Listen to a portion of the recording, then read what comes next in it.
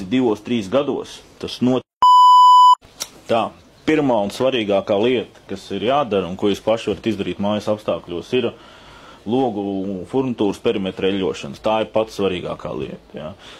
Mēs izmantojam, protams, dažādas līdzekļus, šis ir vairāk alumīnija logiem, šis arī ir alumīnija logiem pretplāksnēm, ko mēs liekam, kuras lodzes. Šis te ir, ko mēs liekam tieši kustīgajām daļām vērtnes furnitūrai. Un šis līdzeklis ir kā silikons līgumijām, kas saglabā līgumīsto elastīgumu un neļauj viņai sasprāgāt. Ja?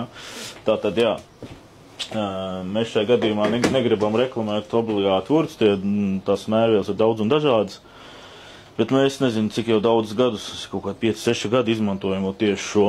Viņi sevi pierādījusi, montieriem ir ļoti patīk ar viņu strādāt, un tā furnitūra kalpo labi. Tātad pamat vietas, kur tas būtu jādara. Nāc parādīsim tuvāk.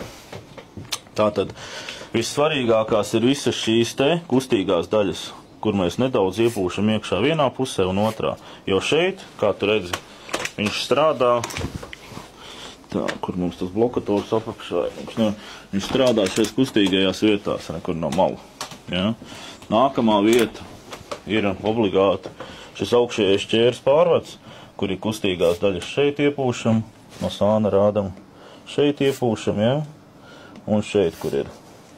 Bet šīs te visas kustīgās vietas visur, kur mēs redzam, kur ir tā arī šeit, nevajag pārspīlēt, tur pietiek ar mazu pūtienu, šeit, un tas pats arī apakšdaļā, ja? Tur viņš jāpiepūlās. Šo operāciju mēs rekomendējam darīt. Protams, vācieši saka, katru gadu tas ir pārspīlēt.